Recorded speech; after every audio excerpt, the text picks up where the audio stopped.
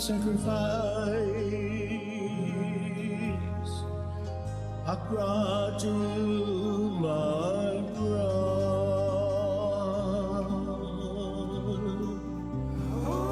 Did you hear my heart as it broke in two, while the angels cried, for your love I died, call on my bride.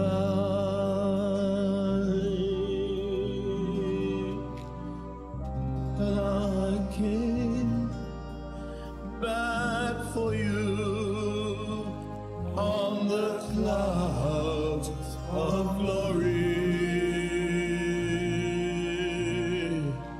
Well, I came back for you on the clouds of glory,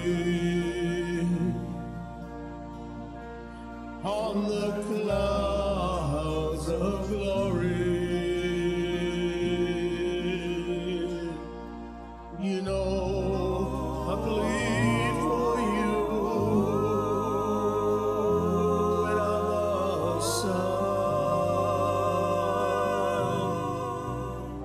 I returned for you, and now simply abide.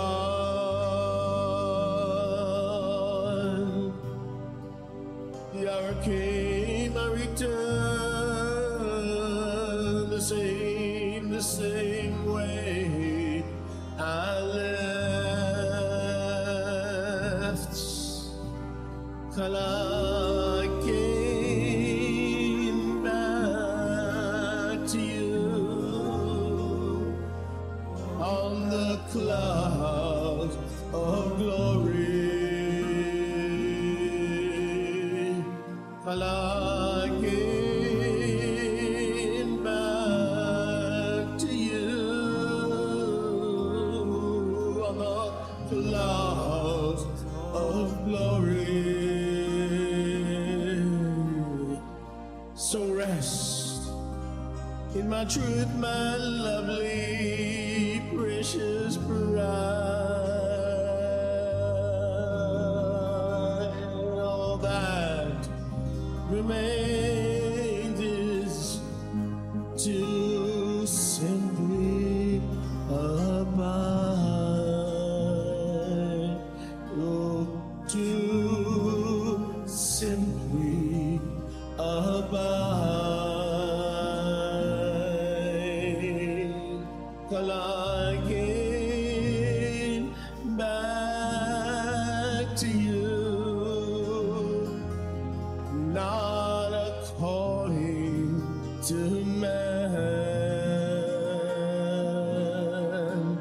Till I came back to you, not according to man.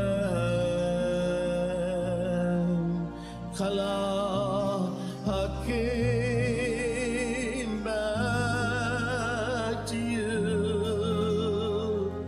according to my plan, according to my plan, according to my plan. Thus says the Son of Man. Thus says the Son of Man.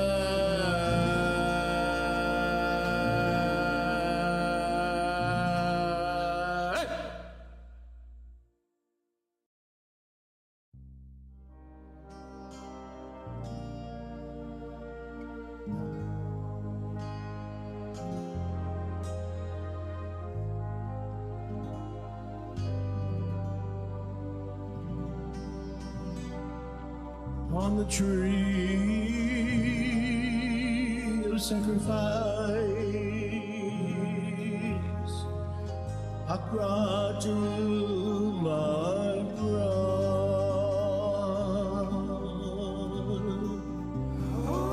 Did you hear my heart as it broke in two,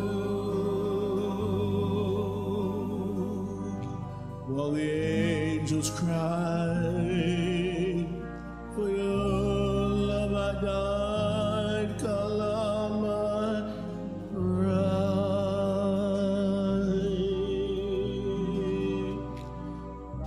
And I came back for you on the clouds of glory. Well, I came back for you on the clouds of glory, on the clouds of glory. You know, I plead for you when I'm outside. I returned for you, and now simply abide.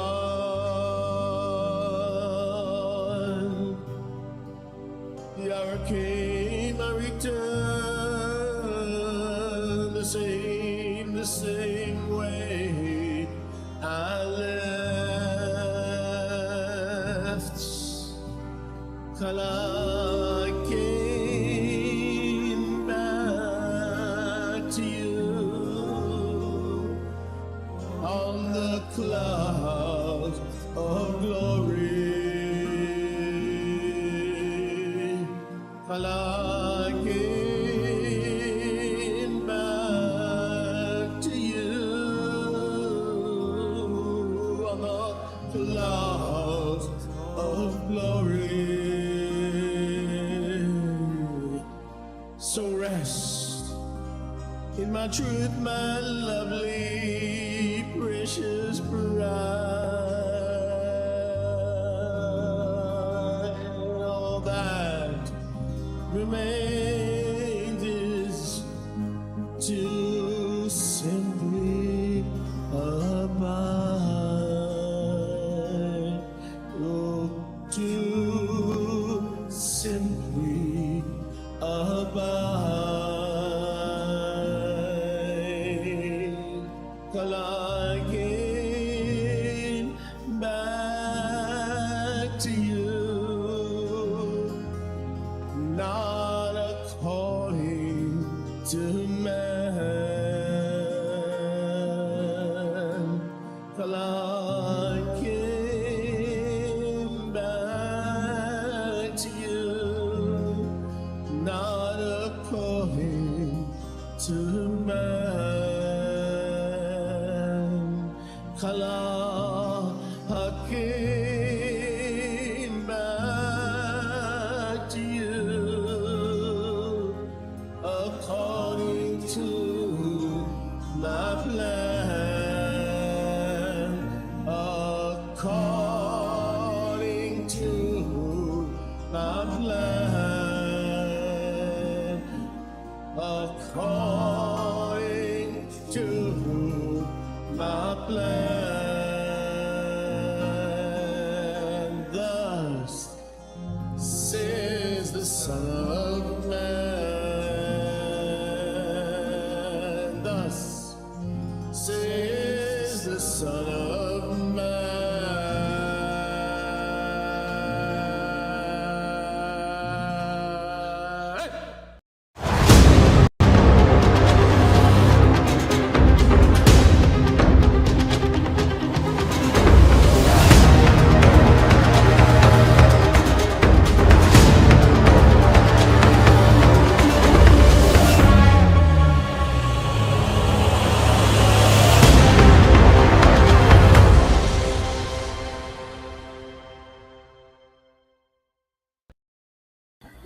Shalom. Shalom.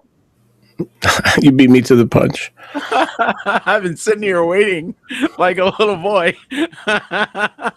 Can we start yet? Can we start yet? Can we start yet? Yeah, well, that's the attitude. That's the team spirit. I tell you what, I love hanging out with you. Thank you. You How's my sound? Good. My you sound is sound good. great. I love that new mic, man. You got Perfect. I like you got perfect. you got that crisp sound that we like. We like Cr- that crisp quality. Crisp That's Jewish sound. yes, very very good. Very nice. Very I'm nice. nice. I'm a nice Jewish boy. Why not? I, I I wasn't gonna go there, but you went there. You're a I nice I Jewish boy. I, I deserve the best. We all deserve the best. We all grew up, by the way, that was something we all grew up with, at least in our generation. I heard that a thousand times a month. A nice Jewish boy. It was just like that to a nice Jewish boy. It was commonly It said. was New So York. All New York. very New York thing, yes. Yeah, absolutely, absolutely. I qualify on all points. Corned beef, Yeah. potato knish. You like corned beef? Corned beef sandwich. Yes. The food is the biggest thing you miss when you leave New York. If there's one thing that you just go, oh man, Yeah, but it's the food. there's an old Jewish saying though: if it's not dripping with schmaltz, which is fat, it's not good cooking. You almost wonder where'd they get all this great food from, you know? Yeah, but that Just kind of thinking is crazy though. That's old. and the sandwiches had to be this thick. I mean, it's just everything. You remember the Yeah. deli, the corned beef deli? It's like Everybody was competing with each other. It was like who was gonna make the biggest sandwich. a pound of meat, literally a Crazy. pound. They couldn't give it away fast enough. That's why they had an ambulance parked outside the restaurant. You I'm know not what I love? joking. I'm not I tell you joking. what. There was a wait a second, There was a food bar. There was a food bar in Plantation, Sunrise, South Florida, which is all transplanted New Yorkers. And Rifka and I used to eat there when we were a little less careful of our food intake. And that was an all-you-can-eat bar. And there were literally people who would sit there all day, like from morning to night, eating. And as Yahuwah lives, this is not a joke. There was an ambulance parked, waiting for someone to plots Hmm. because they had no autocontrol. Could you imagine an ambulance parked outside a restaurant, like because all the elderly Jewish ladies are trying to get the most they can get for their $7.99? Yes. The thing Crazy. is that yes, I believe it because I've seen it. So yes, I believe it. Unfortunately, it's true. But I It mean, is true. I repented of those days. If I ate like that now, you know the rest of the story. Anyway, let's talk about some serious things, Apostle Well, Peter. there's a The lot of serious things going on in the world. Which one you want to talk about?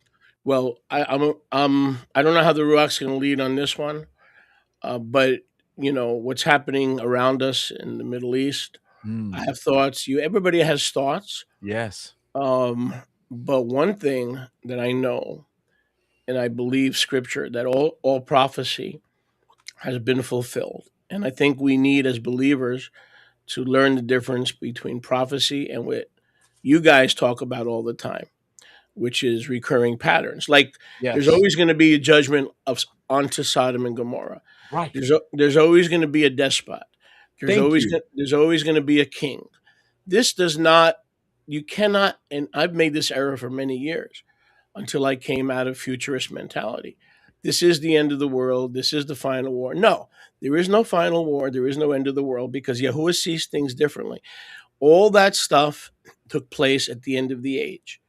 Yahuwah didn't lie. The Rome, the temple, the Pharisaic, Judaic Mhm. approach, all that stuff took place at the end of the age, which makes it prophecy.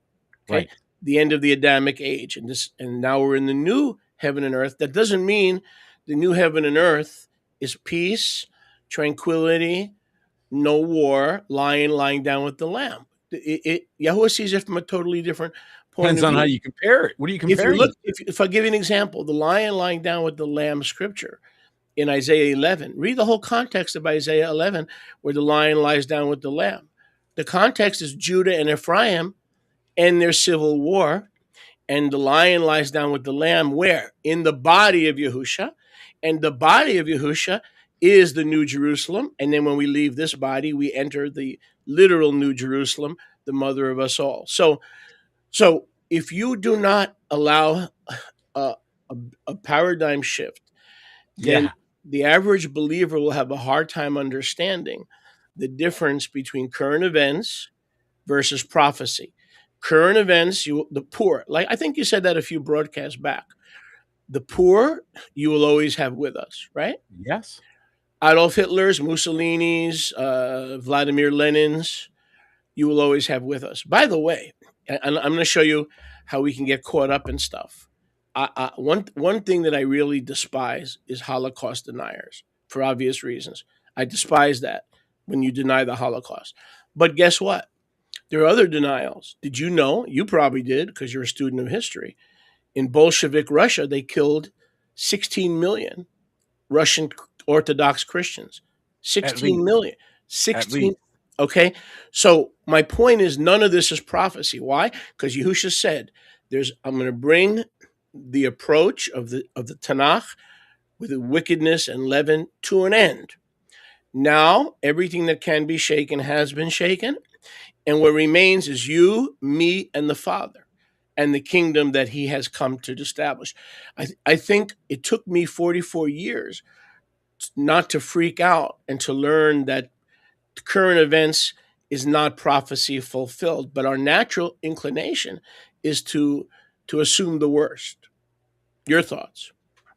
Well, I think of several things that have happened just in our lifetimes that we can all point to, or within the historical record that we can touch. In other words, within a couple of generations back, and so forth.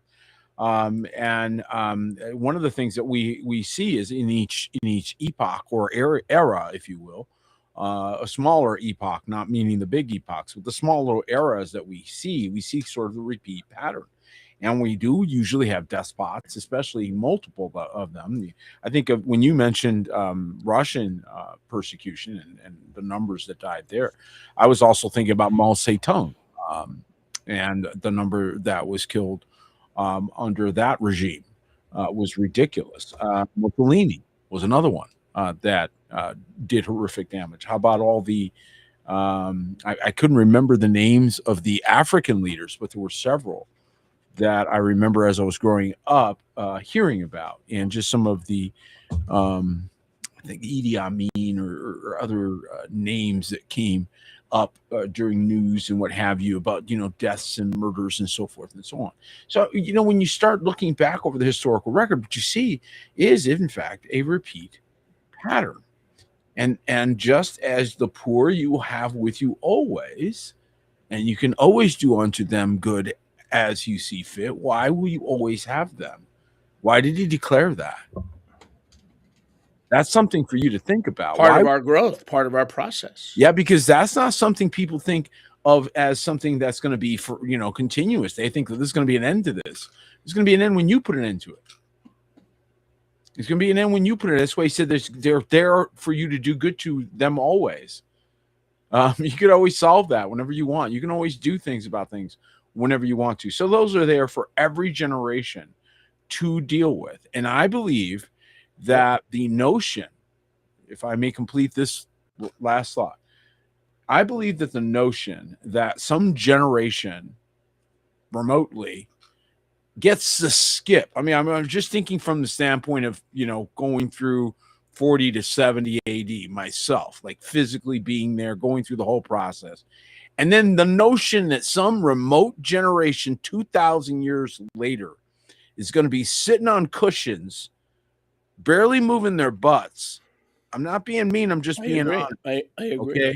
And somehow, without having to go through anything that we are having to endure from 40 to 70, right, with the persecution, with literally death threats, and finally, many of them did die, gave their lives rather than renounce or back up, and somehow posting something on Facebook puts you right in there with that group, right? And we're in other words, martyrs. Yahuwah is going to honor martyrs in every generation. Through the thlipsis. the tribulation, like you say, choices Yes. of every generation, he's going to honor the martyrs. So the same way the poor you always have with you, guess Yes. what? The martyrs. So The what's going martyr. on? What's going on in Iran Oh, from a heavenly perspective? Yahuwah is looking for saints that he will be able to honor, not with the purple heart, but as a martyro. Because we talk about evangelism, and the Greek word for martyr, as you know, is witnesses, which is the Hebrew equivalent of aid or edah, witness, ed. So if your name is Ed, ed, that means you're a witness. It means you're a witness for Yahweh. So if none of this is prophecy, but if it's our not escaping the trials of life, which work patience, which work long suffering, which brings out the fruit of the spirit, it crushes the oil, just that's like right. just like the olives are crushed in the Yep. garden in How many Gethsemane. analogies did he give us like this? And what does the crushing of the olives do? It brings forth new oil, and the new oil is put into new wineskins. So I've come to understand that this world will never come to an end. That's a lie. It's an absolute lie, which means you could have a World War VII, World War X. Armageddon was Armageddon, but that also brings World up War Seven. another interesting point, which is if history repeats itself, right? And those who don't learn from it are condemned to be players and Doomed to repeat it. That's right. victims of history rather than conquerors through the process of thlipsis. Correct. If that's true, and it is, then I submit to you that our country, our beloved country, which I love, I believe everybody listening to this broadcast in one form or another is a patriot that's from the U.S. We love this country. Um, is like unto Rome. In other words, what I see, this aggression, okay, this aggression to do whatever Israel wants. Now, when we're talking about Israel, we're not talking about Peter Martinez. We're not talking about folks who love Yahuwah and are humble to be led by his ruach. I'm talking about political propagandists who how many countries have they attacked? 8. So if somebody has a water balloon in the corner, right? And the Israel Mossad finds out that they have a water balloon, that's a threat to Israel. So since that's a threat to Israel, they have to send the army to eradicate the person in the corner with a water balloon. You get my point? So there's paranoia, and then they suck us into their war. Who is it? This is not going to help us with universal health care. It's not going to help us with checking out at the grocery store, lowering prices. This is going to help only one client state. Yeah. It's only going to help one people, and I'm sorry. So, and I'll let you comment. I know you have a lot of comments, but the point is, these are the same people that the master Yahusha threw out in 70 A.D. Hello. So in other words, they came back, didn't they, Peter? These are the same people that were thrown out. They were did. So I love. Let me take this further because this is important. I have family in Israel. My father wanted to volunteer for the Tzvi, the Haganah, which is they call the IDF, but it actually is a different name in Hebrew. I don't remember it offhand. Tzvi, Leomi, Haganah, something like that. Tzahal. The acronym is Tzahal. He wanted to fight. They said, get out of the country. You're 65 years old. You're too old. So this Zionist mentality, and this is very tricky because Yahuwah is a Zionist. He lives in Zion. We're Zionists because we're born of the Spirit. But then there's a fake kind of Zionism. So what's going on in the Middle East? Is we are being sucked into another foreign war. And if it's their war, if it's Israel's war, let their boys and girls die. Why do our boys and girls have to die for Israel? We're sending them $350 billion a year. You think they can buy their own weapons and train their own soldiers?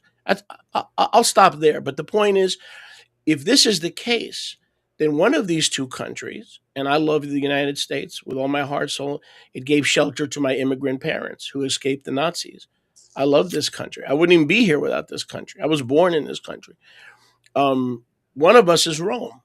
The United States is 70 AD Rome, or Israel in the Middle East is 70 AD. Because remember, there has to be a Rome. If history repeats itself, who is modern Rome? It's not the clown sitting on St. Peter's Square. Where is the nation of Rome today, or the spirit of Rome, that just start wars, conquer? We're always under. It's a persecution complex, and so we have to lash out. We don't wait till we're attacked. Oh no, we have to lash out. The fact that Iran can reach the shores of the United States with a ballistic missile, in this case intercontinental, it's a lie. It is a propaganda. It's propaganda. So I don't know what context this is, but I only approach it from a biblical context. A war should be fought in defense and not for client states. So to me, if you're right, and you are, and I'm right, and I am, and history repeats itself, then there has to be a Rome in this equation. Great, a lot of great observations. I wrote a few things down. Go ahead. First of all, one thing I want to mention really quickly is that we adopted many, many pagan beliefs and concepts without knowing it.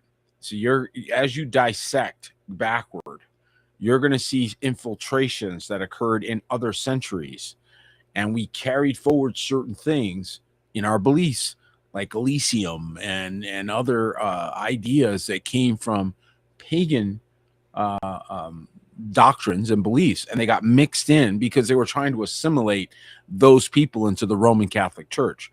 So the way they did that was compromise, and that compromise got essentially codified, if you will, right?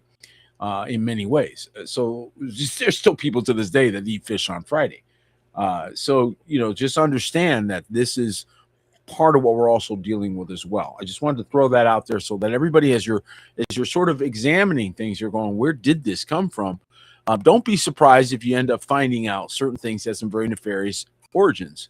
And that's because through the centuries, we've been under attack in an attempt to essentially continue to poison ourselves and pollute ourselves with that which is abominable. So just something for everyone to note.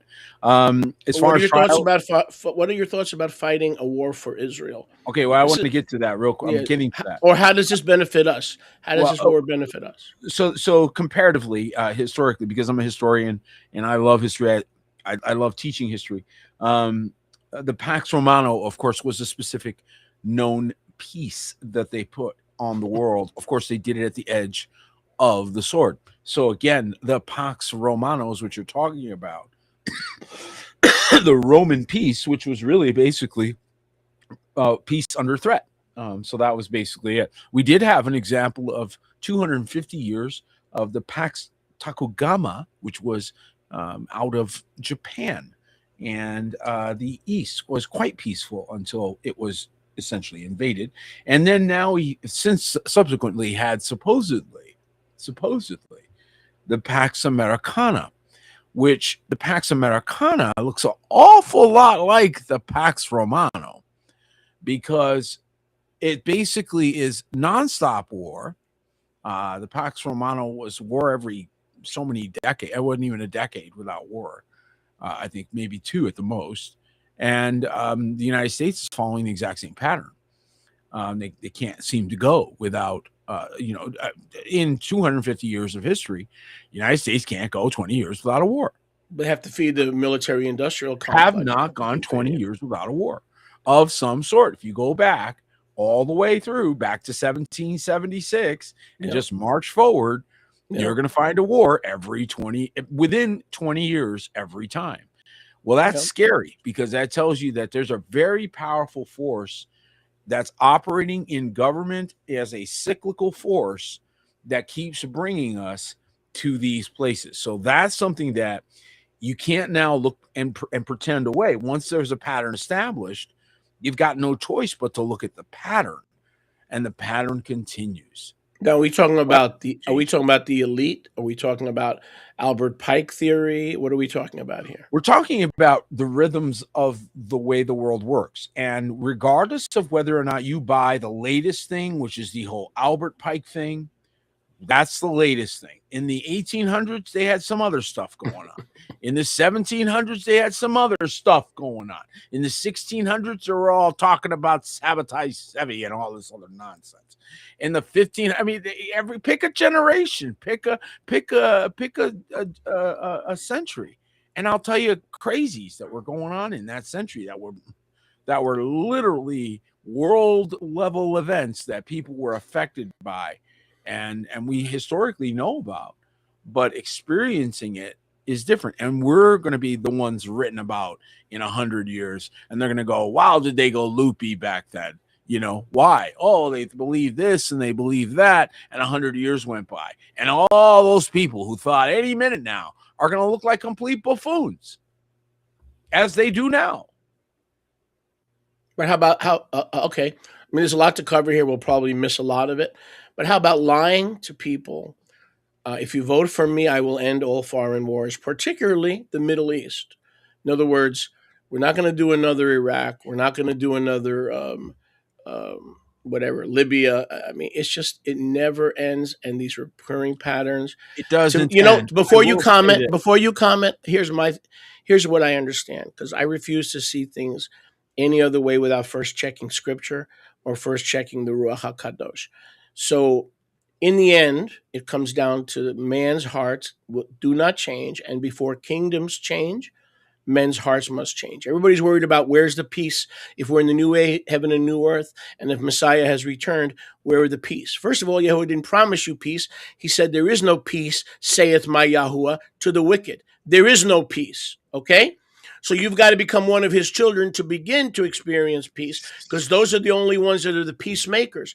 Blessed are the peacemakers. Those are when we bring men and women to Messiah, who they call Christ. Those are the peacemakers. So the whole spiritual aspect is void here.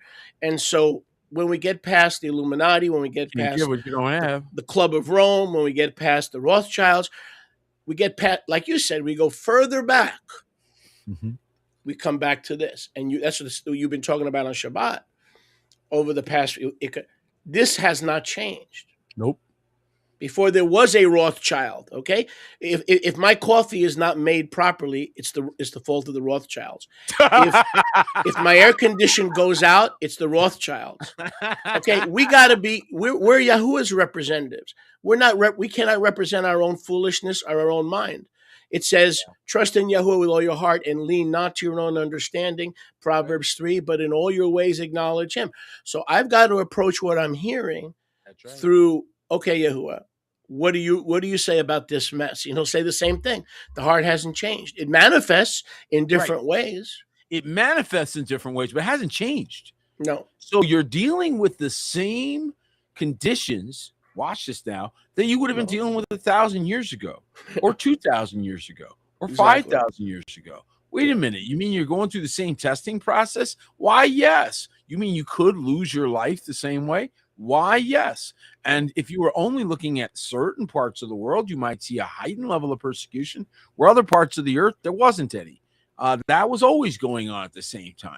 We're only looking at small slivers when we're looking at historical records. We're not usually looking at the entirety of earth at the same time. How many of you, when you did your historical review, I can say this because we do this here at New Kingdom with our young people, but how many of you did a comparative of the historical record from the East and the West going on at the same time? If you did, you'd be like, whoa, there's a lot of world going on. A lot more world than we thought. You get very narrow with European or whatever history record you like. Right. But we lose a lot of context, right? And as a result, we get very narrow-minded. This is where it's just like now, if you look at only news in your neighborhood, you don't know what's going on all over the world. You need to know a little bit, not a lot, but a little bit about what's going on around the world. Yeah. I believe. Yeah, for sure. So Yahusha said that the kingdom of Yahuwah is within you, and the kingdom does not come with observation. So anything you could observe, who's right? Russia, Poland, NATO, Shmedo, who's right? The answer is the kingdom of Yahuwah does not come with observation. So when people say to me, how do you know Messiah returned? And since the Father slept, everything's the same. That's right, because the kingdom of Yahuwah comes as you've been saying these last few Shabbats, when men's hearts change, the kingdom changes and the kingdom is expanded. But Yes. until men's hearts change, Yahuwah will not give one iota of real change. He will not grant one. There is no peace, saith my Yahuwah, to the wicked. They're out of phase. So who's wicked? Shift. Who's wicked? Is it Donald Trump or Joe Biden? Yes. Who's wicked? Kamala Harris or the first gentleman, the second gentleman, Dan Inhofe? Yes. Men's hearts that are given to Yahuwah on the altar of humility and crying out for mercy are few and far between. It's worse than a straight and narrow gate. Is almost no road. That's how narrow it is. It's like the gutter. It's like the gutter. The road to the kingdom. The road to the kingdom is like a gutter in a bowling alley. Listen, you ever see the size of a gutter in a bowling alley? The estimates, the gutter in a bowling alley is pretty narrow, and it's a one-off. You better be walking one single file. And let me tell you, the road to Noah's house was probably pretty narrow. The road out of Sodom and Gomorrah, man, there was only 2 people leaving, 3 people leaving. You know, I mean, so when we're looking for these broad ways, we get ourselves in a lot of trouble, and that's why I think a lot of people are realizing that. The Facebook stop off, which I see a lot of people stopped off there, and that was it. Their growth stopped. You discovered a couple of things and your growth stopped. Your growth will never progress as long as you are not operating in your gifting, your calling. Can I ask you a question? Yeah. How do you see the Israel connection in all this? Because to me, it's very alarming as a Jewish person that they equate your arms of love to Israel with that, okay? They equate the restoration and regathering of the 2 houses, which is the finished work of Messiah gathering the 12 tribes. So we need to blow things up. James 1:1. So in other words, we've had discussions, and I do want to hear what you have to say. We've had discussions in our family, in our ministry. It's like, wait a second. I'll go further than that. Etsy and other platforms, I believe, are censoring us. And I think you've mentioned this before, because when they understand Israel is behind a lot of U.S. kids dying for their agenda, not our agenda, right? They censor broadcasts and ministries with the name Israel. So we haven't changed anything, and we're not going to, but we have thought about, wait a second, let's consider, because we don't mind the persecution that comes for being Israel, but there is a certain amount of censorship, and it has kind of like a ripple effect. So, what is your thoughts? Plain talk, as plain as we can talk, about modern day Israel and what they're doing and how they affect where we live and what's going on they're going on right now in the Middle East. Well, I think anybody that's followed the weekly news update, I've been doing it now almost 4 years, and I've been pretty consistent in that we are just not on board with any military aggressive state, doesn't matter which it is, and Israel certainly qualifies as a military aggressive state. And then you add in the elements where they're adding in sort of this sort of overlay, like we have sort of the high ground. That interview with Mike Huckabee is a great example of the absolutely atrocious thinking that is now justifying behavior that I think needs to come under serious scrutiny. So, no, I don't endorse that. I don't endorse the concept that many people seem to be rah-rahing, and it goes contrary to Scripture. So you've got serious scriptural issues. You've got splashback that's going on as a result of association, like you said. Oh my goodness, you keep Shabbat, you must be one of them. And I think that was also part of the plan. I think that's also part of the persecution that we have to endure. I think that's always been the case. I think it was the case in 70 AD.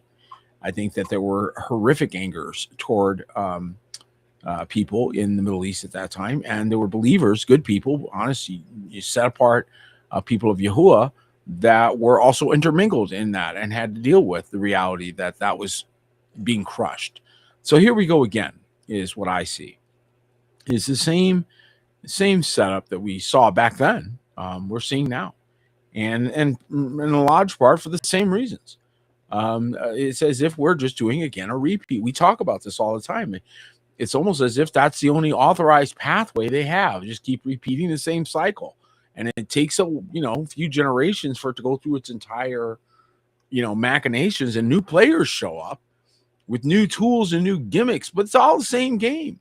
There's certain levels of evil, and then there's the added element of genocide, ethnic cleansing. In other words, people like to play word salad games. Oh, this is ethnic cleansing. This is not.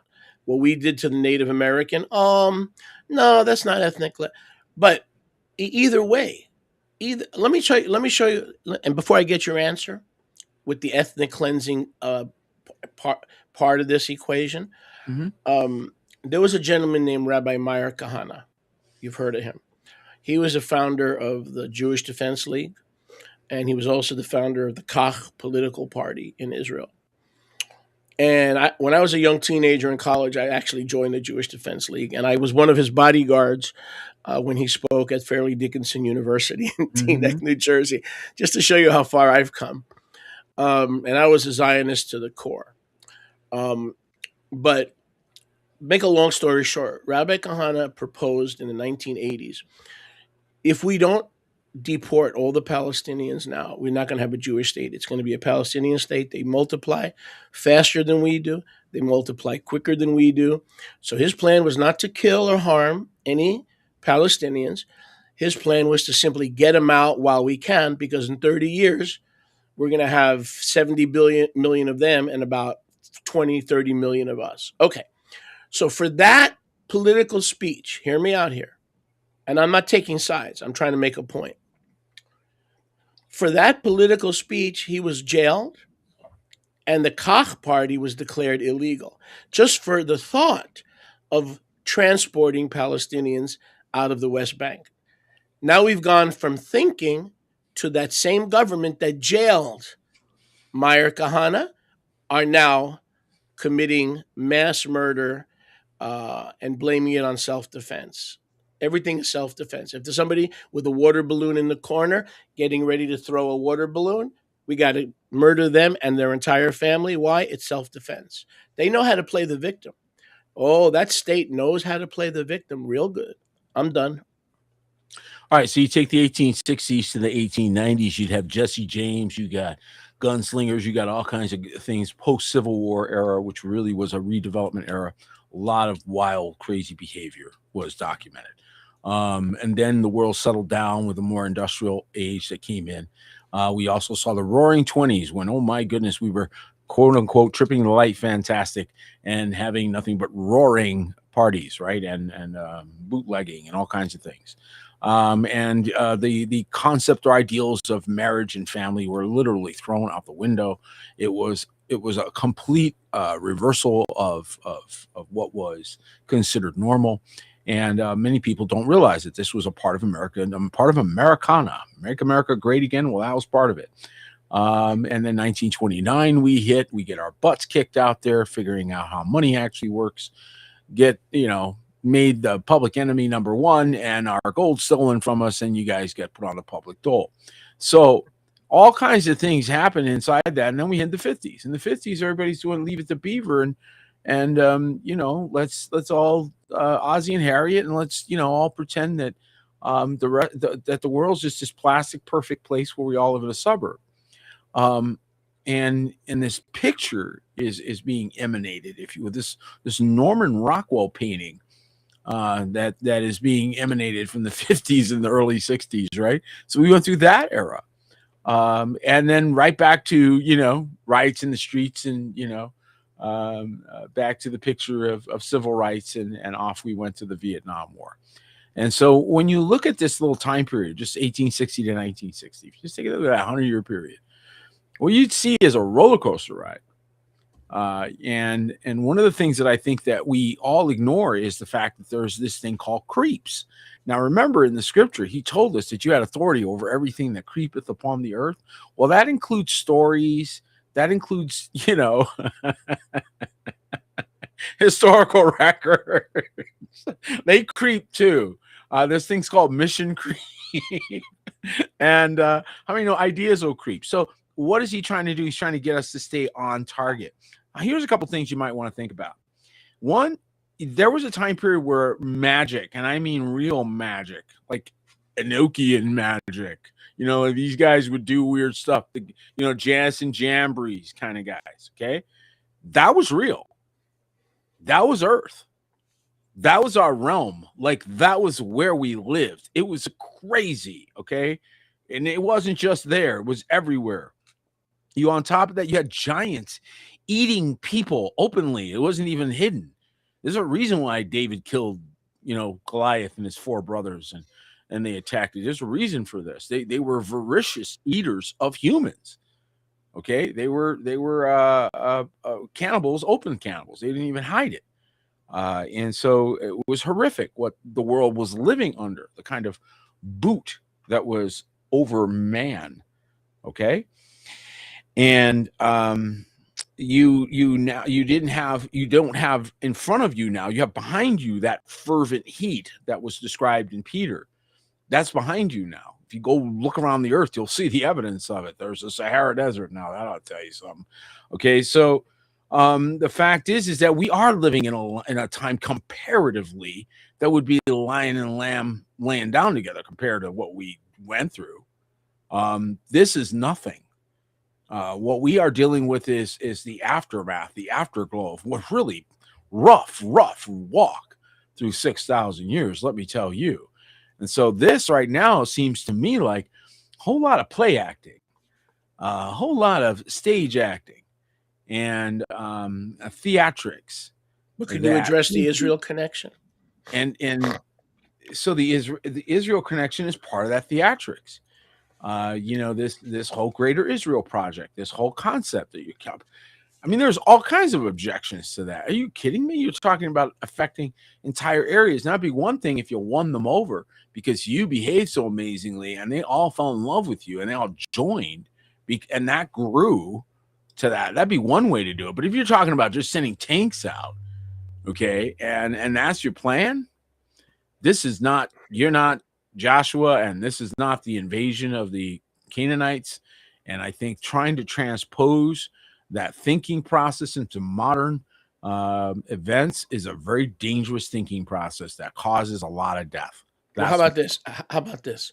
The Greater Israel idea was actually a heavenly mandate to Joshua. Go and conquer all the land. When he failed to do that, I don't see any mulligans where Yahuwah said, now, 3,000 years in the future or 100,000 years in the future, when you have nukes and ballistic missiles. We're going to do it again. Try again. Try again, because that's my problem, guys.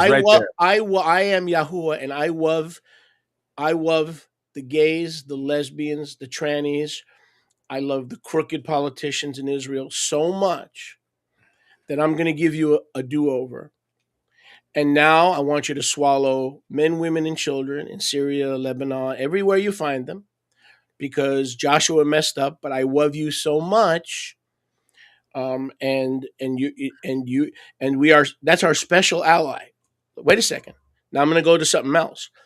That's our special ally. So that's not Yahuwah talking. That's the Greater Israel, man's flesh talking. Now, Yahuwah, here's a question for you, or statement/question.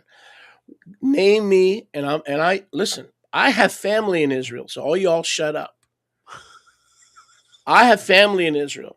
I have cousins in Israel. I don't want anything bad for them. I love the people. I'm talking about the crooked, wicked, genocidal. I think we all can understand that, right? Apartheid.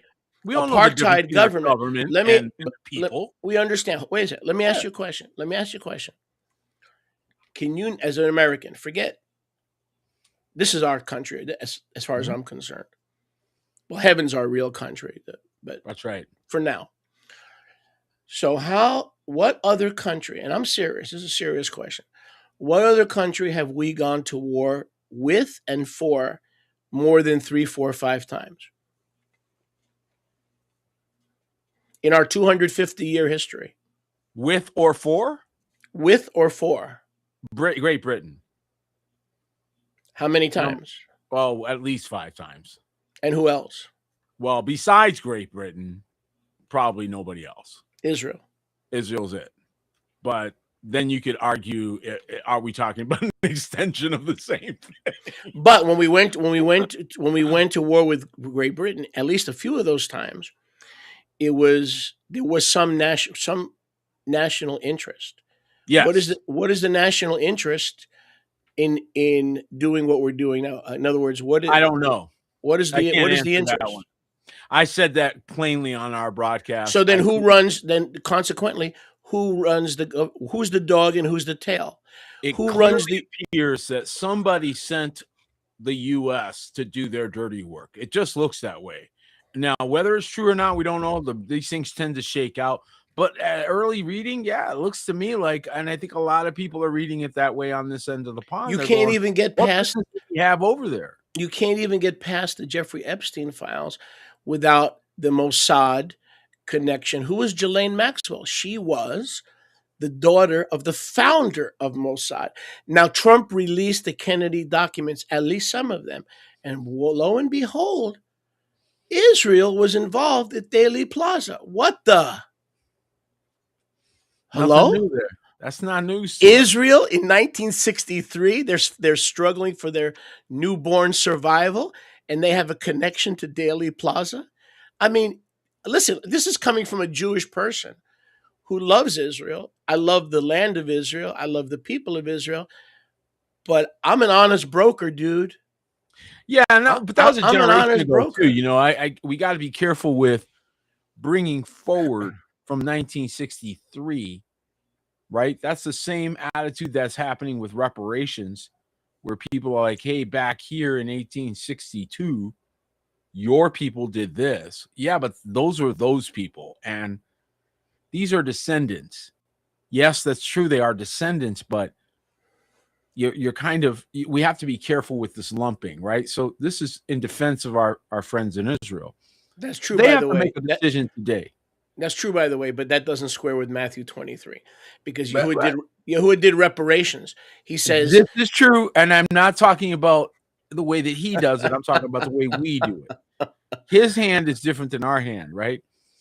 Because he punishes to the third and fourth generation. Yeah. But my point is that it is up to Israel today, the Israel of today, and the people of today, to stop living in a past or dreaming of a future. That's right. And deal with today and say, is this the Israel we are projecting today? That's a question. Is this the picture we wanted to project? Is this the message that we were sending to the world? And then they wonder why they have no friends. I mean, it's a hard question, but it's not. Airplanes on hospitals, airplanes on daycare centers. Listen, people are not stupid. And then they wonder why they have no friends. Not winning any friends doing this, no. No. And Israel used to win friends in many ways. One of the ways that they used to win friends, guys, and they were famous for this. Israel was usually the first ones in during a disaster. It didn't matter what country it was. That's true. Okay. I want to tell you this just to the positive side. Okay. Israel, first ones in when there was a disaster. What years? Excuse me. What years were that? 60s? Okay. Well, no, I'm asking. The 70s. I was going to say, in my recollection, between the 70s and the early 2000s, this stayed the norm.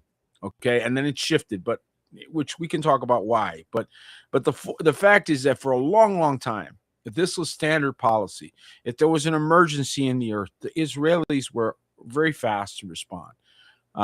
If there were problems being solved, there were, very solution-oriented people. So we love this, and we want to encourage that, right? We want to celebrate the beautiful people that are there, because they have amazing brilliance and they're geniuses, and there's so many positives that are just there. But you can't take positives and say that wipes out everything else. No, it doesn't. It creates a balance. It creates a discussion. But the fact is that there are no super people. There's no super entitlement. And the concept of super entitlement is exactly the reason why we have wars. Anytime people start beginning to believe that the blue team is better than the red team, or the red team is better than the blue team, it doesn't matter who the blue or the red team are anymore now, because now we're going to have bloodshed. This is going back to the same tree of the knowledge of good and evil. You're the good guy. I'm the bad guy. I'm right. You're wrong. Good, evil. Only Yahuwah can wield that tree. If we all pursue wisdom, all wars stop. Selah. So the concept of the greater Israel is not scriptural because Yahuwah gave us a chance and he gave the commission to a single individual in the Amen. days of Joshua, but Amen. not to David Ben Gurion, No, not to Ehud Barak, no. not to Naphtali Bennett. They have no right to pillage, to steal, to rape, to commit genocide, to try to fulfill biblical prophecy. See, that's the problem with people who No, but you believe. got to admit, it's a great But PR. but that's the problem with people who believe that they can take a hand in fulfilling biblical prophecy, Yes. or that prophecy is being fulfilled today. If Yahusha didn't lie to us in Luke 21 verses 21 and 22, that all that is written was fulfilled in the first century. Therefore, what we see today is pattern, which Pattern. that confirms everything you've taught from Portal, Arizona. It's not prophecy. But if you think it's prophecy, like the leadership of Zionist Israel does, you're going to take matters into your own hand and force death, force darkness, force suffering, force displacement, because Mhm. every clown involved with that political theater believes they're fulfilling prophecy. Well, sure, Peter, because that's the danger of futurism. That's it is the a danger. danger of futurism. Not knowing that you're hearing original sound versus echo is a big deal. One more time. Not knowing if you're hearing original sound versus echo is a big deal. Okay. So what you're seeing now is the echo, the residual continuous pattern that was established and conquered by Yahuwah in the earth. And now he's letting you see it firsthand. So you get to see it in your lifetime, just like they got to see it in their lifetime. And yes, he will defeat the enemy. Yes, he will reign. Yes, he will conquer them. He always does. But he's dramatic about it. There's always the drama. You got to go through the dramatic part. Why? Because this is a full body experience, in case you haven't figured this out. He wants you completely involved. It's called all in or all out. There's a reason for this. This entire experience in this bowl, the 7-continent bowl you're living in, okay? The reason for it, it's called the threshing floor. It's meant to see who is and who isn't. Some people are nothing but non-player characters. They're only here to be fluffing, stuffing around you. He says so. He makes it clear. He says, some people I only made just for judgment. Troublemakers. Just for that. Why? Why are you coloring the world with this? I want to put my children through a gauntlet. Professional troublemakers.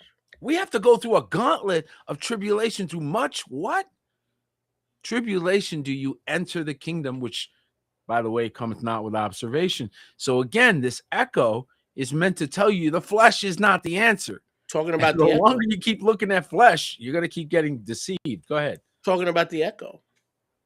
When did we first hear the echo that Iran is 1 week away, 1 year away? Oh, 1990 something. 6 months away from a nuclear weapon. That was when? The chart. Remember the charts at the UN?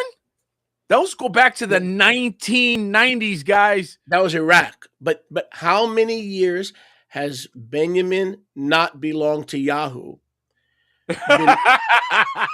Been warning us that Iran is 1 week. Watch this. 1 week. No, wait a second. 1 month. No. Wait. 1 year, and we better act now to do Israel's bidding. It's because if we're real friends, we can't let them down because Iraq is months away. Do you realize 45 years later they still have no nuclear weapons? Not only that, but something else, guys. Just you're hitting Israel pretty hard, and maybe they deserve it. They do. They weren't. I'm not some non-participant. I have family there. Everybody, shut up.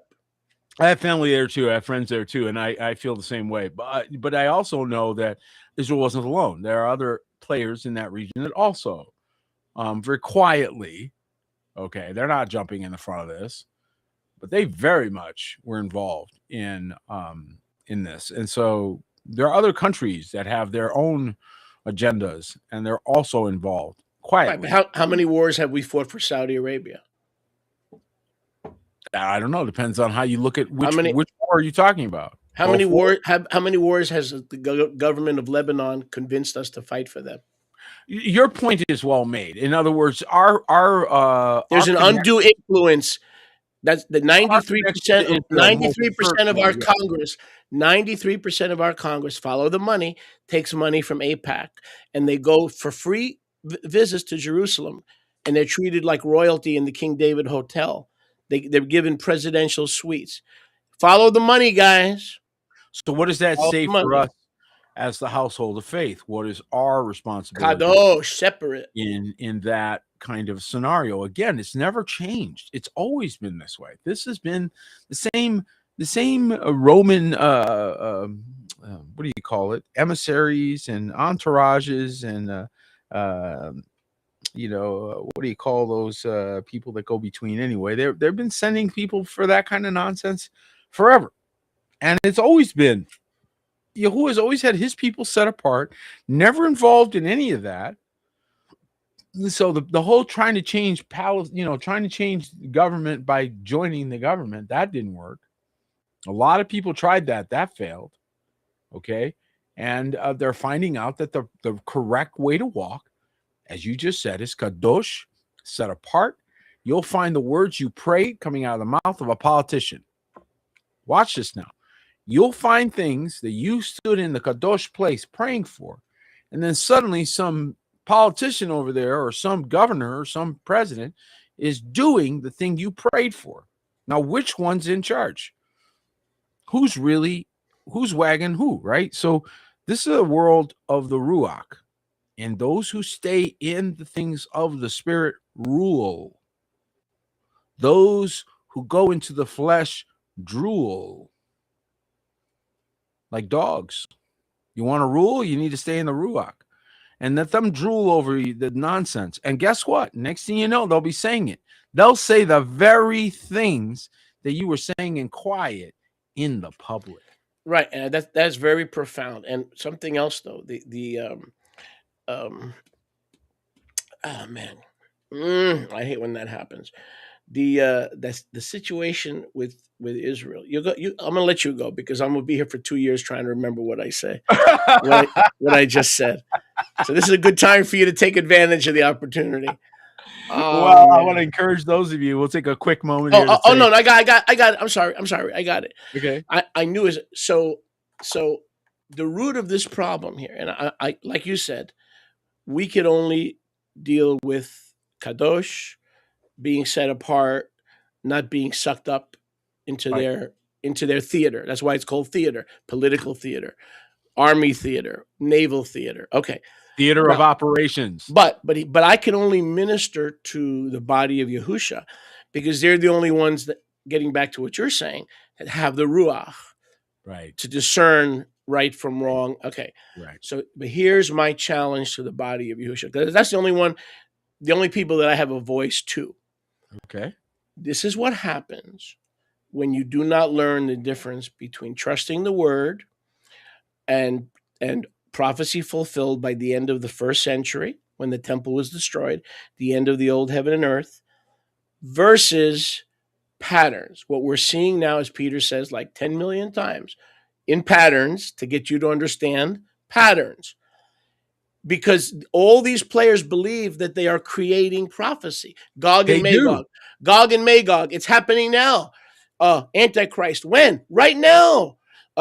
It's all some pretty low. Look. What about the false prophet? Well, let's see. If who's going to play false prophet? Who do we got? If Iran attacks the United States, let's find the false prophet. See, this 70 AD stuff is not just a hobby horse. It will train you. It will train you to stop calling patterns, thinking that we can create prophecy. We cannot create man. We cannot create woman. We cannot create the Garden of Eden. We cannot create anything that is sovereign to Yahuwah. And so we've got to see these things as pattern. And when we see these things as pattern, we learn not to what? Not to panic. Right? That is correct. We learn not to panic.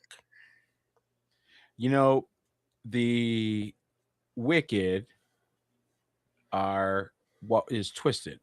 So the word wick or wicked comes from the same place and means it's essentially a twisting. So fear is a twist of faith. It's faith in your enemy's ability to hurt you more than your king's ability to save you. That's what fear is. So wicked is the twisting of the word. It's what our enemy does. You just twist the word. Hath Yahuwah really said, right? Constantly twist the word, right? Okay, so what do? We spend all this time kind of untwisting things. What are you guys finding out? We got to untwist this thing. And what do we find out? Oh, my goodness, we were lied to. No kidding. Like wipe that silly look off your face. So now read this verse again. The wicked are destroyed by the brightness of the king's coming. So what is he saying? It's code. It's a statement that you have to decode. Wicked is twisted thinking.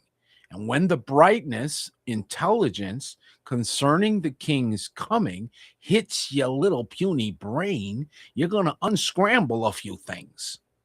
The end. Perfect. So like literal coming, believing in his literal coming. Yes, with the timestamp that he put himself under constraint to show you that he can predict the future, not we can. Will free you. That brightness will now overcome the recurring patterns that are meant to shake you and bake you. But we have a kingdom that came in 70 AD. We have a kingdom that cannot be shaken. That's right. Once you come to conclusion on it, once you realize, okay, this entire thing is the full duty of man. This is all about the full duty of man. Okay, well, I got that. Well, then walk in it. Well, then you're done. The tribulation period is over for you. One more time. The tribulation period is over for you. Doesn't mean you will not have persecution. Different word. You might have persecution because your tribulation period is over. Huh? Correct. Yep. Because you are no longer in thalipsis, tossed to and fro by every wind of doctrine, and the wicked have been removed by the brightness of the king's coming. You are now sitting in a shalom that might actually get you killed. That's beautiful. Yeah. In other words, that's beautiful. And in other words, now that you know Yahushua kept his promise, you have the patience and the endurance to go through thalipsis. Yep. And then to be strong and courageous. Yep. I.e., stand, having done all to stand some more. In other words, thalipsis is a repeating pattern. Roman control is a repeating pattern. Yep. But as you said, and so beautifully, we don't get to sit on the couch. So it's not that Yahushua didn't come, just the opposite. The brightness of the king's coming now gives us purpose and destiny and legacy to go through the maturing process. That's exactly correct. Right. And you just said it perfectly. So it is like getting a note telling you that the apartment that you're living in was never your inheritance. And that anytime you want to, there's 50 acres over here that you can go build on. And you're like, what? Well, your dimensions just changed. Your whole experience in this life just changed by that one notice you got in the mail telling you, what did I inherit? I got what now? Some of you are figuring out that your bills are all prepaid, that the Federal Reserve doesn't work the way you think it does. It's not a bank the way you thought it was. It's a transfer agent of all securities. If you knew what a security was, you wouldn't be so scared of that. But because they didn't educate you that way, instead, they educated you to keep you outside with ignorance. What did he tell you? My people perish for lack of knowledge. What happens when you get the right knowledge? Suddenly, things are a little easier for you. Why? So you're filling out the right papers, right? That's all I'm saying. So it's as simple sometimes as knowing the right thing. And a word from an apostle, a sholiach, who tells you, here's the truth.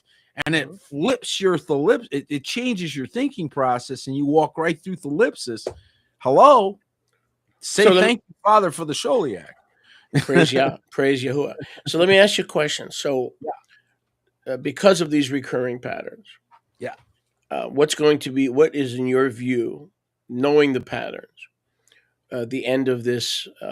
Is it we're looking at a 6 month deal, 4 weeks? Doesn't matter, They've been telling you. unless your son or your daughter's killed in it. Then it matters. But Been telling you um, since 2018. They've been telling you. So what are we at? 7, 8 years now since they've been telling you.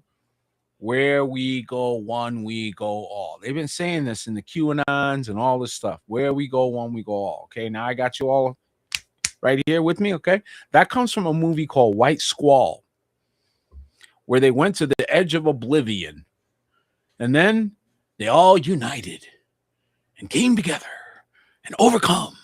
Where we go one, we go all. Do you get it? All right. Tower So of the plan is Babel, trust the Tower of plan. Babel, Trust the plan. which nobody has. Right. Give me a break. So here's what we're doing. We're doing the go to the edge of oblivion. It's the plan, grand plan. They keep doing this. Edge of oblivion. They think they're going to take over the new world. And Yuho always intervenes. Always. Always, every single time, not one exception. He always intervenes. Blows up their whole program.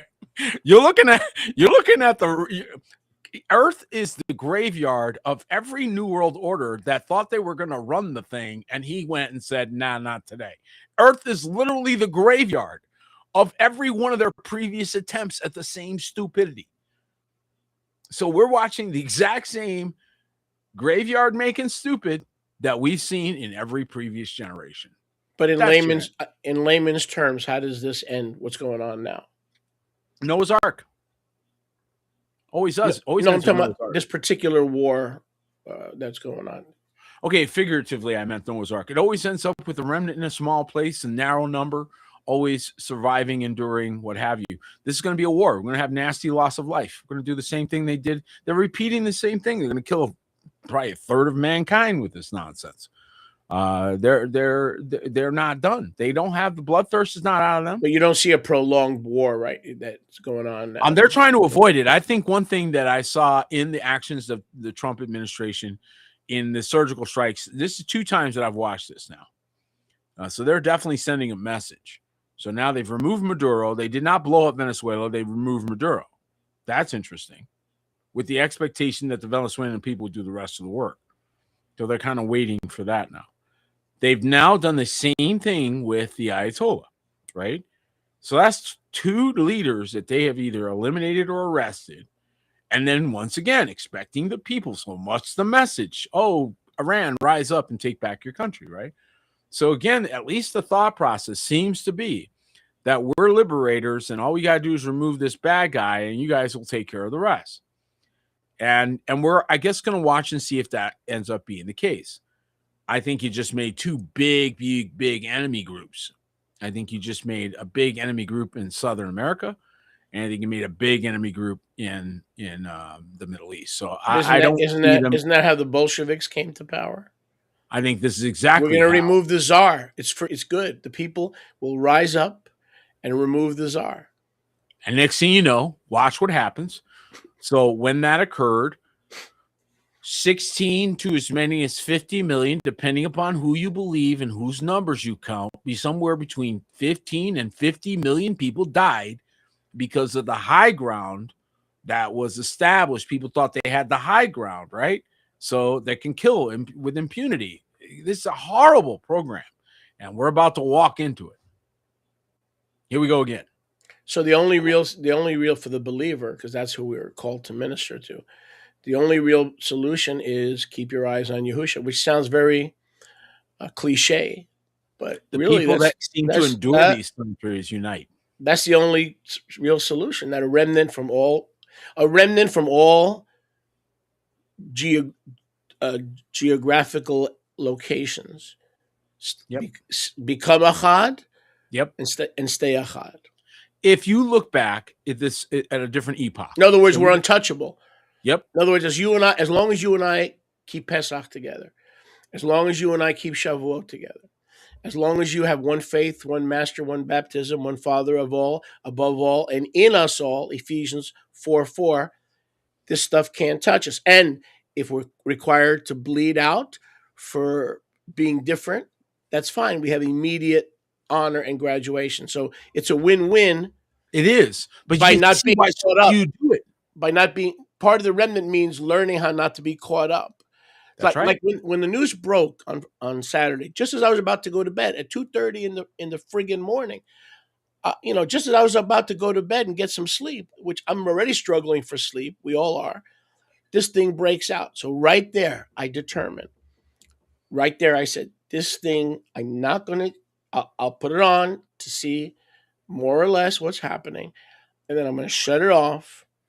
I'm not going to watch it again till another half hour Sunday morning. No, I'm not going to let this, I am the remnant. That's This is right. not an excuse for me to get all fablungent, or all as a word you've heard that in New York, famished, fablungent, anxiety. I've got to run for lithium. I've got to run to my psychiatrist to calm my nerves. I refuse. As the remnant, let them do their stupid theater, political theater, naval theater, all that theater, and it's Yahuwah's testing you and I to see, and I mean this humbly, to see if we're worthy to lead His people. Because Well, if I'm preoccupied with that, I'm not worthy to lead His people. I do think that you're making so many good points. I don't even know where to address them. But what comes to my mind though, and the thing that I would warn the people about, is that the United States of America has been a giant testing ground. All you have to do is take a look at the different ingredients in the food in the United States versus food in other countries, and you will see it for yourself. You don't need us to tell you that. That's just common sense. Okay. European imperial thinking has made the United States basically testing ground for all kinds of things. And there's also the belief among certain people that there are too many people on earth. So they're using Bible prophecy, they're using various things to accomplish some of their own agendas. Doesn't Population make any control. difference why it happens. The fact is it's going to happen, or it's happening. And mass loss of life has already been increasing. We saw the persecution level, which used to be 100,000 lives a year. That's the number it used to be. If you do the math, that's one person every 5 minutes who loses their life. Okay. Under persecution. That number is now 300,000 per year. When you So say now persecution, well, what are we referring to? we're talking about death by persecution. Persecution for Messiah or just general persecution? For Mashiach, yes. A believer in Mashiach in whatever way they knew him, in Okay. whatever name they know him. Okay. So I'm going to broaden it by that definition. So we have 100,000. We used to have 100,000 a year that were losing their life per year. And now it's 300,000. The number is going up. So we're already seeing an increase of massive levels of persecution of those who follow Mashiach, right? You're also seeing massive levels of infiltration of everything from New Age to occult practices that infiltrated from the inside. So you have outside attack and internal attack. All of this is coordinated. So one of the things that we're seeing, again, we've seen this in every era, was a contamination of the true, while at the same time bringing in their superimposed state or dominion. And in between is the crushed remnant that has to find the narrow path through, find Noah's Ark, find, the caves to go to, whatever it is that Yahuwah does in that era that takes those people to a way of escape. It's never easy. It's always been difficult. And this is why we encourage everyone to find their fold, get into Shabbat, and get into Pesach, get into gathering together with your brethren, because it's not just about, bake sales and friends. It may be literally life and death. I'm going to tell you right now, people in Iran, You're right. the remnant in Iran, they're counting on each other right now for food, for all kinds of things.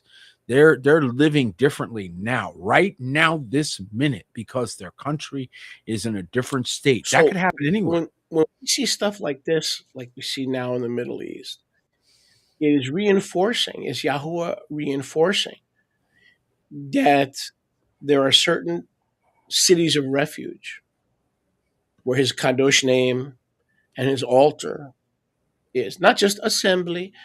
No, it's more than assembly.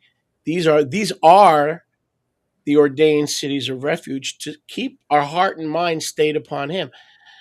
Isaiah I do 20, believe that there are places of Isaiah refuge. 26:3. Perfect peace Mhm. has him whose mind is stayed upon him. So the challenge for us in these kind of times where the world is literally coming apart from anxiety and fear, that we have these cities of refuge. So like New Kingdom in Arizona is That's not right. just, oh, it's Peter and Mindy's group. No, it's a city of refuge.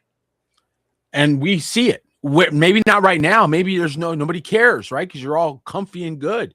Let a few things blow up, and we'll talk again. They're We're blowing up being set now. up, folks. It's a setup from the get up. I went around this country in 1999, delivered a word to 40 cities with a jar of brimstone. I stunk like brimstone. 40 cities. Couldn't do it today. They'd never let me through the airports. A jar this big, a big mayonnaise jar full of brimstone, just to talk about the word he gave me for this nation. 20 years later, we end up with COVID. We end up with the judgments beginning to fall. This nation is struggling to survive. It's on life support. And And it's on and top of that, it, it's taking on fights it doesn't belong in. it's getting worse is because our special ally. We have a special. We don't just have an ally. Fucking what's left of We life, have a buddy. special ally, the modern state of Theodore Herzl, Israel. They're so special that we're willing to do whatever they tell us to do, whenever they tell us to do it, regardless of the benefits to the good old US of A. We have a special ally. Oh, not just a friend. No, we have, and we got to funnel $350 billion a year. Well, while I just had a couple go to the emergency room, okay, listen to me, and they got a bill for $24,000. They were there for 1 day, 2 days. When are you going to fix that, Mr. President and Mrs. President? No, I can't. not until we take care of our special friend. First, we got to take care of our special friend. If they were to, one of the things that I think people found out, especially those that went into government with idealism in their minds, I think about Bongino and all these people, and they end up leaving, and Taylor Green and all these people with these. Listen, you're trying to turn a machinery that wasn't meant to be run efficiently. It wasn't built that way. It was built to rob.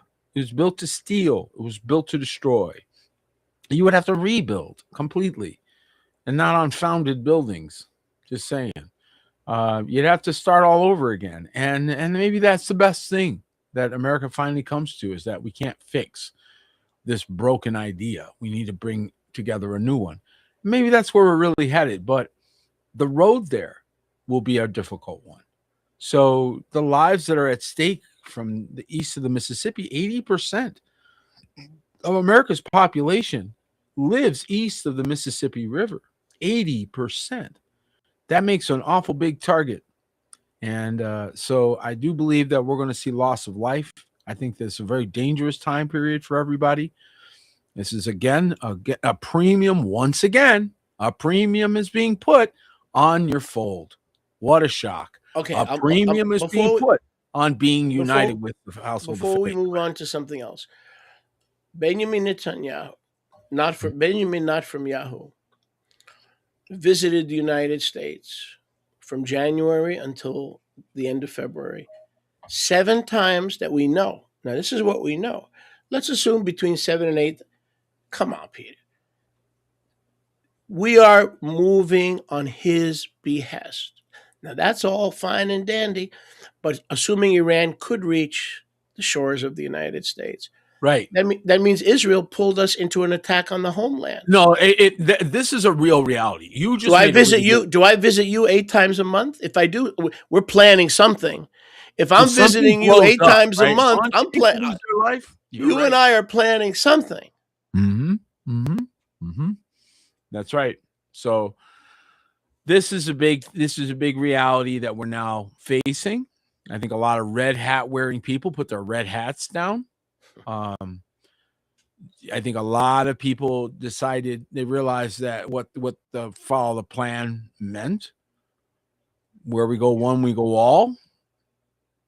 Listen to the thinking there, guys. Is that where in that is the remnant? Where we go one, we go all. Really, really, guys. And everybody's focused in on the pedophile thing and Which is great. It's a wait, good wait, thing to wait, focus on for the a minute. Epstein file. But lo and behold, we find out why. Okay, let's take a step back.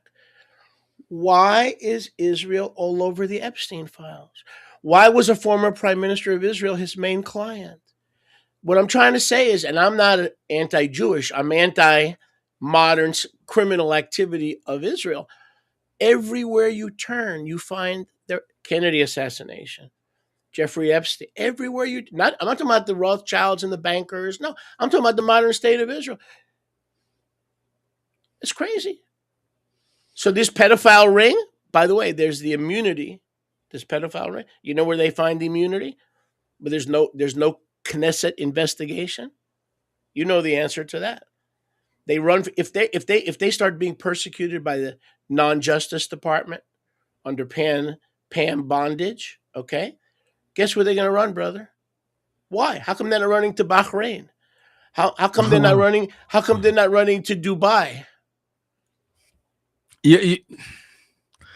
Look, we know why. You know, remember the movie The Untouchables? You ever see that movie? No, because I'm not a big movie buff, but I'm all ears. Never bring a knife to a gunfight. Remember Sean Connery, me back there, and Kevin Costner played the Untouchables. Well, there was a scene back there. I'm dating myself a bit, but they're trying to get Al Capone, you know, and Kevin Costner, he's real naive. He doesn't know anything, and he goes, and of course, Sean Connery, he's playing the old Irish salty cop, you know, it's been on the beat for 30 years. He knows everything, knows everybody. And he's like, the whole scene is about going where they already know where the bootlegging is happening. It ain't about finding them. They know exactly where they are. That's how you're prepared to do what it takes. You know, that's the whole point of that scene was, are you prepared for what it's going to take you to go get these bad guys? It isn't about finding them. We already knew where they were. Oh, come on. It's not about figuring out who's guilty. Oh, goodness, this parade show. Let's do a congressional hearing. No, it's called cops with badges and handcuffs. Really simple, not a big deal. If it were just Joe Blow, the Joe Blow would already be in prison. So why isn't that happening? You already know why. That has to end. That right there. The thing that there's rules for thee and not rules for me, that's got to go. One side note, isn't it interesting that the Ayatollah Khamenei, and by the way, people can't pronounce it. They say Khomeini. That's not Khomeini. Khomeini is the guy that he succeeded. Okay, it's Khamenei. Americans see a K and they go Khomeini. That's not Khomeini. All right, but isn't it interesting that Khamenei was killed on Purim? The biblical, the Zadokite Purim. Who made that call? Was the 14th day of the 12th month, which was what? Let me just check, just to make sure I'm the 14th. Here it is. This is your calendar. The 14th day, February 28th, was when the leader of Iran, could be another modern Haman comparison. Haman was killed on Purim, not the rabbinical Purim, because that doesn't fit, but Khamenei was killed on the biblical Purim. They like to do that, by the way. It's as if they know the right dates, and you watch the two calendars or the multiple calendars. And it's very interesting if you do that. They do their stuff on the real calendar. I know. That's what I keep saying. I'm like, you guys know what time it is. You just play these games, man. I wonder who we're talking about. I wonder, is it the same country that's asking us to fight their wars? $350 billion a year is not enough. Oh, that's not enough. More money. More money. How do you argue it? We need to bomb more hospitals. We need to bomb more hospitals. And we wonder why everybody's against Israel. Well, dude, in the 1950s, everybody wasn't against Israel. Y'all did it to yourself. I definitely think that that you're pointing at something that a lot of Americans today are now asking again. And it's, again, not about having special relationships or allies. It's about, are we over our skis? have we gone too far? I think the answer is a definite yes, in my opinion. So I do believe that we need to prayerfully start to pull hard on all of these things that we're seeing. And this is where the real power is, guys. It's not protesting, it's not writing letters. The real power is in the Ruach. I want to remind you that we do have Peter, Passover coming up. Peter, one thing. How do you feel about a country where abortion is fully legal? They're fully legal. In this country, it's state by state. Okay, in that country, Israel, is fully legal. Matter Well, of fact, Israel is the one government state. the government can force you to get an abortion. By the way, if you don't Right. abide, the government can force you. It is fully legal, and they can force you to get an abortion. We are very pro-life, so we don't agree with any of that. So I mean that came from the Nephilim. So that's an easy. And as uncomfortable it is, and I know you want to move on to Pesach, as uncomfortable as it is, Tucker Carlson and others are bringing up a point. Okay, Jews, Muslims, okay, we get it. What about the Palestinian Christians? Do you know they are our brothers and sisters in the Messiah?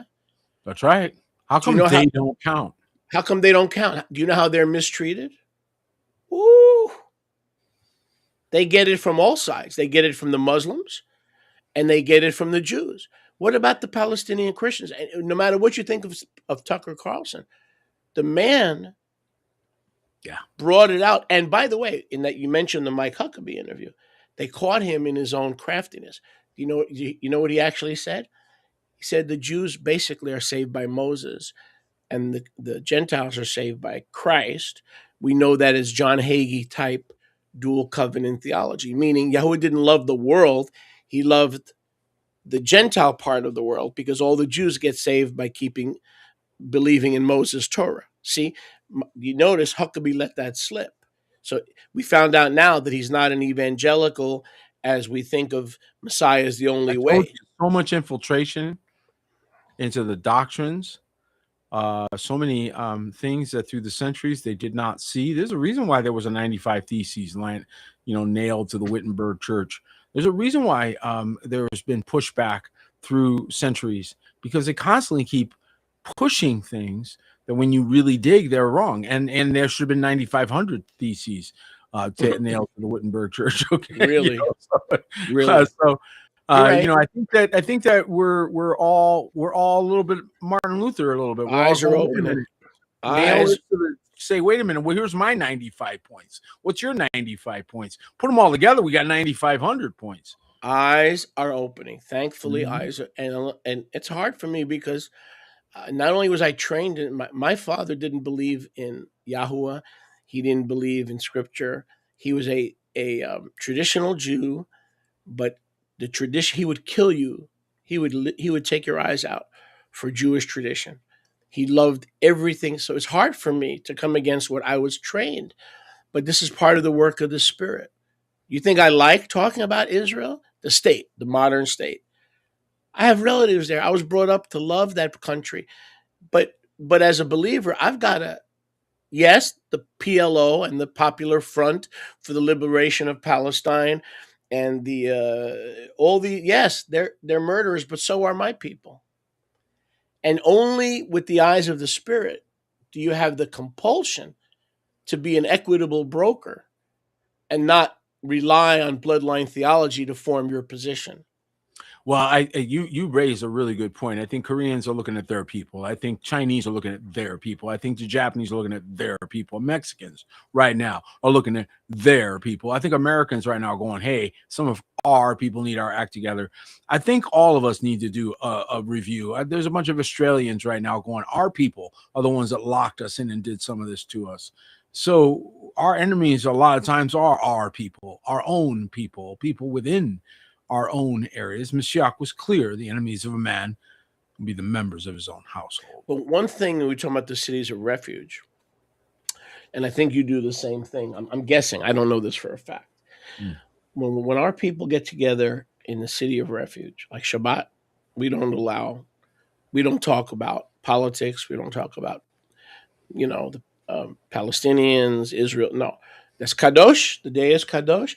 If it comes up, I or one of my members, we have a quick shift mode. We say, "How about them Cowboys?"